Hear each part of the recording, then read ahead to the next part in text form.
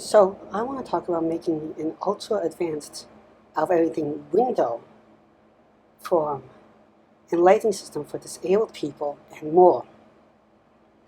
One thing that sometimes causes problems for disabled people is that glare and stuff from shiny surfaces. But there's many ways that we can actually reduce the amount of glare from surfaces. Now, one of those ways that we can reduce the amount of glare is by putting something that we all know, anti-reflective coating. But basically, one way of doing that is that you have the refractive index change in a gradient. That's how much it bends light.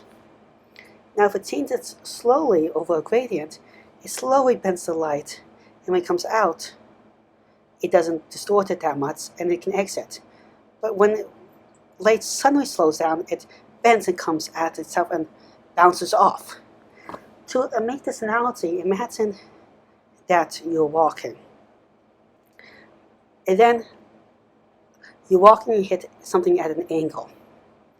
If you hit it at an angle, if you hit something at an angle, first one foot is going to hit the thing, or if it's a car, one tire. If that tire or leg moves a lot slower, you bend, you turn, because one side is moving a lot slower, and that's kind of what makes light turn. Now, if you slowly turn over something, if you hit something else that turns you a little bit, and slowly you can make it through the whole system. But what if instead of slowly it gets increasingly difficult terrain, and you're bending slowly, you hit this difficult terrain all at once, then you're more likely to bounce back.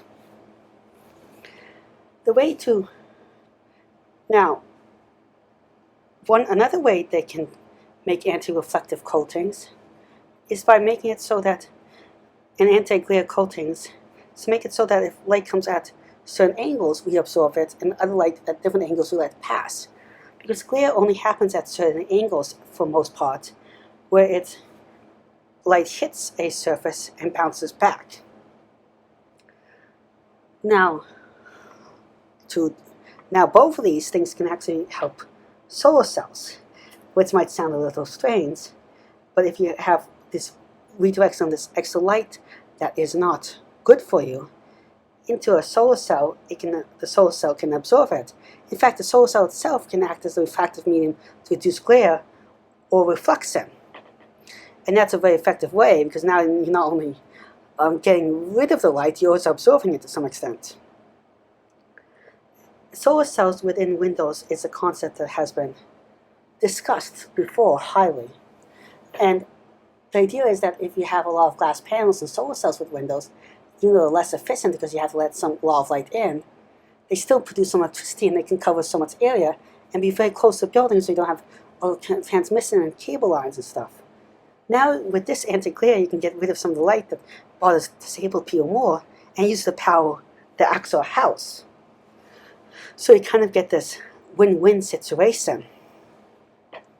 Besides this win-win situation that we talk about right here, we have some other amazing benefits from this. Is that now we have more of a motivation to incorporate solar cell technology, and now which means it's also kind of cheaper because we just combine functions together. Even though the whole thing is going to go up, price is more of an incentive. These solar cells also, people building, can absorb certain spectrums of light to make it better, such as UV light or infrared light that you can't see. Also, by having these coatings that absorb some light or control lights better, you can also trap heat more or prevent heat from entering. Now, in the future, we might be able also to adjust the tint of the glasses by having windows that, we have photochromatic lenses already. Sorry, that's the wrong word for it.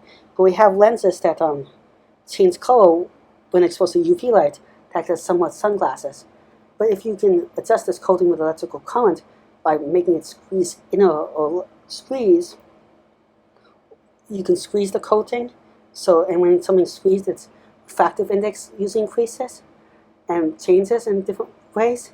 So you can make it more absorbent or less absorbent of certain things. So you can control the amount of shade or glare in a room, and control the amount of power these things could produce. You can also use electrocon to align crystals or make crystals appear that absorb more or less light in a very controlled manner. So a huge possibility there. And you can use UV light from nature to control it, or you can use electricity, or you can use UV light that you shine on it, or other light forms, or mixture of these whole things. You can also have windows that have a gradient of how they make light enter the room. So imagine that the brightest light comes, for example, from the bottom of the window directly into you. The top lets the light spreads more over before it reaches you. It has longer to reach the bottom, so it spreads out more. So you could shade the window so it becomes less and less, so it becomes more and more transparent as you go up to make the light more evenly fill the room, and there's no as much light spots. Or another thing you could do instead is have it bend the light more as you go up and up, or bend it at different angles along the whole window so light more evenly fills the room. You could also add to some of these light constructs, interestingly enough, some other things such as you could add different types of diffusers or make the diffusion of light controllable in the future.